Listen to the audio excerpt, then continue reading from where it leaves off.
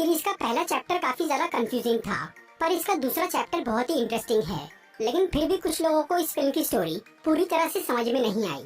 इसलिए आज मैं KGF चैप्टर 2 मूवी को शॉर्ट में एक्सप्लेन करूंगा। तो बिना किसी देरी के आइए देखते हैं। इस फिल्म की शुरुआत में 2018 यानी प्रेजेंट डे का टाइम दिखाया जाता है। आनंद इंगलगी, जिन्होंने KGF के बारे में एल डोरैडो नाम की एक बुक लिखी थी और उसकी कहानी एक न्यूज चैनल वालों को सुनाई थी, अचानक उन्हें ब्रेन हैमरेज हो जाता है और वो मरने की कगार पर पहुंच जाते हैं। फिर वो न्यूज चैनल वाले उन्हें देखने के लिए हॉस्पिटल में जाते हैं। वहाँ उनकी मुलाकात आनंद इंगलगी के बेटे विजेंद्र इंगलगी से होती है, जिन्हें वो बताते हैं कि उनके पिता ने एल डोरैडो की सिर्फ आधी कहानी ही सुनाई थी, और क्योंकि गवर्नमेंट ने उस बुक की सभी कॉपीज को जला दिया था और उन न्यूज चैनल वालों के पास भी जो किताब थी वो भी जली हुई थी, इसीलिए अब उनके लिए बाकी की कहानी जानना नामुमकिन हो गया था। इसी वजह से विजेंद्र इंगलगी उन्हें एल डोरैडो की बची हुई कहानी सुनाने का फैसला करता है, क्योंकि उसके पिता ने उस किताब के पीछे अपनी पूरी जिंदगी लगा दी थी और वो नहीं चाहता था कि वो कहानी अधूरी रह जाए। पर विजेंद्र को भी वो कहानी पूरी तरह से याद नहीं थी, इसीलिए वो उन न्यूज चैनल वालों को अपने पिता की लाइब्रेरी में लेकर जाता है और वहाँ तलाश करने पर उन्हें उस बुक के दूसरे चैप्टर की एक रफ कॉपी मिल जाती है, जिसकी कहानी विजेंद्र उन्हें सुनाना शुरू करता है। KGF में जब रॉकी ने गरुड़ा को मारा, तब वहाँ के 20,000 लोग रॉकी के साथ मिल गए, क्योंकि वो पहले ही उन सबका मसीहा बन चुका था। इसीलिए उन्होंने वहाँ के सभी गार्ड्स को मार दिया और रॉकी को अपना सुल्तान बना दिया। दूसरी तरफ KGF के पार्टनर्स को सिर्फ यही बात पता चली थी कि गरुड़ा मर चुका है और उन्हें लग रहा था कि अब गरुड़ा का छोटा भाई विराट वहाँ का नया राजा बनेगा। इसीलिए अगले दिन एंड्रयूज, राजेंद्र देसाई, गुरु पांड्यन और कमल, ये सभी पार्टनर्स विराट का राज्य अभिषेक देखने के लिए KGF पहुँचे। पर रॉकी ने गरुड़ा को मारने से पहले ही विराट को मार दिया था, ताकि वो उसके खिलाफ आवाज न उठा सके। इधर सभी पार्टनर्स रॉकी को KGF का बॉस बना देख बहुत हैरान और परेशान हो जाते हैं। ऊपर से रॉकी ने राजेंद्र देसाई की बेटी रीना को भी जबरदस्ती वहाँ बुलवा लिया था, क्योंकि वो उससे प्यार करता था। पर रीना इससे खुश नहीं थी। ये सब देखकर कमल बहुत गुस्सा होता है और वो रॉकी का विरोध करता है, इसीलिए रॉकी उसे मार डालता है। उधर KGF में काम करने वाले सभी लोग रॉकी के बॉस बनने से बहुत खुश थे, क्योंकि वो उन्हें रोटी, कपड़ा, मकान और दवाई सब कुछ दे रहा था। और अब रॉकी ने पुराने गार्ड्स की जगह वहाँ के कई सारे वर्कर्स को हथियार देकर उन्हें नए गार्ड्स बना दिया था। पर उनमें से किसी को भी बंदूक चलाना नहीं आता था, इसलिए रॉकी ने गरुड़ा के पुराने कमांडर वानरम को अभी तक जिंदा रखा था, ताकि वो उसकी मदद से नए गार्ड्स को ट्रेन कर सके। वानरम पहले तो रॉकी के खिलाफ था, लेकिन बाद में वो उसका साथ देता है और वो फिर से कमांडर बनने के लिए तैयार हो जाता है। फिर वो सभी वर्कर्स को बंदूक चलाना सिखाता है और वहाँ की सिक्योरिटी की अच्छी तरह देखभाल करता है। इसके बाद रॉकी सभी पार्टनर्स को जमा करके उन्हें बताता है कि KGF में सिर्फ एक ही गोल्ड माइन नहीं है, बल्कि वहाँ पर और 8 माइंस है, मतलब टोटल 9 माइंस, जिन्हें सूर्यवर्धन और गरुड़ा ने अब तक बंद रखा था, क्योंकि वो एक एक करके सभी माइंस से सोना निकलना चाहते थे और उस काम को सालों तक जारी रखना चाहते थे। लेकिन रॉकी ने सिर्फ 2 साल में ही उन माइन से सारा सोना निकालने का फैसला कर लिया। इसीलिए वो सभी वर्कर्स के साथ खुद भी दिन रात काम करता है और अपने बिजनेस को बहुत बड़ा बना देता है। दूसरी तरफ सूर्यवर्धन का छोटा भाई अधीरा, जो कि अब तक मरने का नाटक कर रहा था और वो गरुड़ा के हटने के इंतजार में था, अब उसे बाहर आने का सही मौका मिल जाता है। उसे ये पता चल गया था कि KGF में कोई बाहर का आदमी आकर राज कर रहा है और ये बात उसे बिल्कुल बर्दाश्त नहीं हो रही थी। इसीलिए वो एक रात KGF की बॉर्डर पर अपनी फौज के साथ घुस जाता है और वहाँ के कई गार्ड्स को मार डालता है। इसी दौरान एंड्रयूज रॉकी को KGF से बाहर निकाल के मारने का प्लान बनाता है। इस काम के लिए वो राजेंद्र देसाई को मार डालता है, ताकि ये खबर सुनकर रीना वहाँ से बाहर निकले और उसके पीछे रॉकी भी बाहर आ जाए। फिर जैसे ही रीना को अपने पिता के बारे में पता चलता है, तो वो बहुत डर जाती है और वो एक कार लेकर KGF से बाहर निकल जाती है। पर रास्ते में उसे कुछ गुंडे पकड़ लेते हैं। उधर जब रॉकी को रीना के बारे में पता चलता है, तो वो भी KGF के बाहर आ जाता है और वो उन गुंडों का पीछा करता है। वो गुंडे असल में अधीरा के आदमी थे, जो कि रॉकी को अधीरा के इलाके में ले जाना चाह रहे थे और ये पूरा प्लान एंड्रयूज का था। उसी ने अधीरा को KGF में घुसने में मदद की थी। फिर रॉकी उन सभी गुंडों को मार के रीना तक पहुंच जाता है, लेकिन अब वो अधीरा के इलाके में आ चुका था और तब अधीरा उसे गोली मार देता है, जिससे रॉकी बहुत घायल हो जाता है। पर अधीरा उसे जान से नहीं मारता, क्योंकि वो रॉकी को अपनी पावर दिखाना चाह रहा था और KGF के सभी लोगों को खौफ में डालना चाह रहा था। इसलिए वो रॉकी को छोड़ देता है और वो अपनी फौज के साथ केजीएफ के बाहर डेरा डाल लेता है और वो किसी को भी केजीएफ के अंदर बाहर जाने नहीं देता, जिससे उनका बिजनेस रुक जाता है।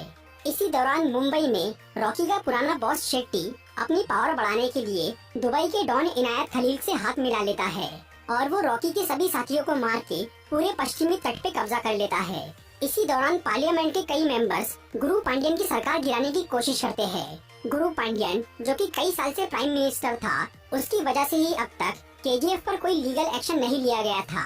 लेकिन अब चारों तरफ से केजीएफ पर हमला हो रहा था और रॉकी की तबीयत भी काफी खराब थी। फिर जब रॉकी की तबीयत थोड़ी सुधरती है तो वो अपना दिमाग शांत करने और एक खास काम को अंजाम देने रीना के साथ हेलीकॉप्टर से केजीएफ के बाहर निकलता है और वो दोनों दुबई चले जाते हैं। वहाँ पर रॉकी इनायत खलील से मिलता है और उससे बिजनेस डील की बात करता है। पहले तो इनायत खलील इसके लिए राजी नहीं होता क्योंकि उसने अब शेट्टी से हाथ मिला लिया था, लेकिन रॉकी ने दुबई जाने से पहले ही अपने खुफिया आदमियों की मदद से शेट्टी को बर्बाद करने की तैयारी कर ली थी और उसके दुबई पहुंचने तक शेट्टी की पूरी गैंग खत्म हो जाती है। फिर जब इनायत खलील को ये खबर मिलती है कि रॉकी ने फिर से पश्चिमी तट को अपने कब्जे में ले लिया है, तब वो मजबूरी में रॉकी से डील कर लेता है। इसके अलावा रॉकी इनायत खलील से बहुत सारी AK-47 गन्स खरीद लेता है क्योंकि अब तक उनके पास सिर्फ पुरानी गन्स ही थी। फिर रॉकी वापस इंडिया लौट जाता है और अब वो अपनी नई गन्स की मदद से केजीएफ के बाहर बैठे अधीरा के सभी आदमियों को मार डालता है। इससे अधीरा भी घायल हो जाता है, पर रॉकी उसे जान से नहीं मारता क्योंकि अधीरा ने भी एक बार उसकी जान बख्शी थी, इसीलिए वो उसे वार्निंग देकर छोड़ देता है। फिर रॉकी मुंबई जाकर अपने हाथों से शेट्टी को मारता है और पार्लियामेंट के सभी मेंबर्स को धमकाकर गुरु पांड्यन की सरकार गिरने से बचा लेता है। इस सब के बीच रीना अब रॉकी को पसंद करने लगी थी, इसीलिए वो उससे शादी कर लेती है और वो दोनों खुशी खुशी साथ रहने लगते हैं। फिर 1978 से लेकर 1981 तक सिर्फ 3 साल में ही रॉकी ने केजीएफ का पूरा नक्शा बदल दिया। उसने वहाँ की आधी जगह को एक मॉडर्न इंडस्ट्री और बाकी जगह को एक खूबसूरत शहर बना दिया था और अब तक उसने वहाँ से लगभग सारा सोना निकाल दिया था। लेकिन फिर उसी साल गुरु पांड्यन की सरकार गिर जाती है और उसकी जगह एक नई पीएम आती है जिसका नाम था रमिका सेन, एक ऐसी औरत जिसे जुर्म और गैर कानूनी काम से सख्त नफरत थी। रमिका सेन के पीएम बनने से सीबीआई के एक ऑफिसर राघवन को बहुत खुशी होती है क्योंकि वो कई साल से केजीएफ की इन्वेस्टिगेशन कर रहा था, पर आज तक वो उसके खिलाफ कोई एक्शन नहीं ले पाया था। लेकिन अब उसे अपने काम को आगे बढ़ाने का सही मौका मिल गया था, इसीलिए वो रमिका सेन से जाकर मिलता है और उन्हें केजीएफ की इलीगल माइनिंग और रॉकी के बिजनेस के बारे में बताता है। और ये सब जानने के बाद रमिका सेन राघवन को पूरे देश में रॉकी के कारखानों पर छापा मारने के लिए बोलती है, लेकिन रॉकी के खबरी देश में हर जगह फैले हुए थे, इसीलिए सीबीआई को छापा मारने पर कोई माल नहीं मिलता। पर बेंगलोर में एक जगह उन्हें एक सोने का बिस्किट मिल जाता है। वैसे तो ये कोई बड़ी प्रॉब्लम नहीं थी, लेकिन जब रॉकी को इस बारे में पता चलता है तो वो उस गोल्ड बिस्किट को लेने के लिए बेंगलोर के एक पुलिस स्टेशन में जाता है और वहाँ से बिस्किट लेने के बाद वो उस पुलिस स्टेशन को मशीन गन से उड़ा देता है। इसके बावजूद भी कोई भी डर के मारे रॉकी के खिलाफ कंप्लेंट नहीं करता। इसी दौरान आनंद इंगलगी नाम का एक न्यूज रिपोर्टर, जिसने आगे जाकर एल डोराडो बुक लिखी थी, वो रॉकी के बारे में जानने के लिए केजीएफ में घुस जाता है, पर वहाँ के गार्ड्स उसे पकड़कर रॉकी के सामने पेश कर देते हैं। लेकिन रॉकी उसे मारने की बजाय उसकी ईमानदारी और हिम्मत से बहुत खुश हो जाता है और वो अपनी बायोग्राफी लिखवाने के लिए आनंद इंगलगी को केजीएफ में रख लेता है। और केजीएफ में रहते रहते आनंद को ये समझ में आता है कि एक क्रिमिनल होने के बावजूद भी रॉकी बहुत अच्छा इंसान है। दूसरी तरफ राघवन को रॉकी के बिजनेस और उसके ब्लैक मनी के खिलाफ सबूत मिल जाता है, इसीलिए रमिका सेन अब उसे अरेस्ट करने की तैयारी करती है। लेकिन जब रॉकी को इसकी खबर मिलती है तो वो खुद ही पीएम के ऑफिस पहुंच जाता है और अपने खिलाफ सारे सबूत उन्हें दे देता है। इसके बावजूद भी वो उसे अरेस्ट नहीं कर पाते क्योंकि रॉकी ने अपने ब्लैक मनी को इस तरह से मैनेज किया था कि उससे पीएम के पार्टी मेंबर्स को भी पैसा जाता था, इसीलिए रॉकी को अरेस्ट होने का कोई डर नहीं था। लेकिन इससे रमिका सेन और भड़क जाती है और वो किसी भी तरह रॉकी को हराने की कसम खा लेती है। इसके बाद रॉकी अपने सबसे बड़े प्लान को अंजाम देता है। वो केजीएफ से निकला सोना बेचना बंद कर देता है और लगातार माइनिंग करके सारा सोना खुद ही जमा करता है। इससे पूरे ब्लैक मार्केट में हलचल मच जाती है और सब लोग रॉकी के खिलाफ होने लगते हैं। पर वो ये पीएम के डर से नहीं कर रहा था, इसकी कोई और वजह थी।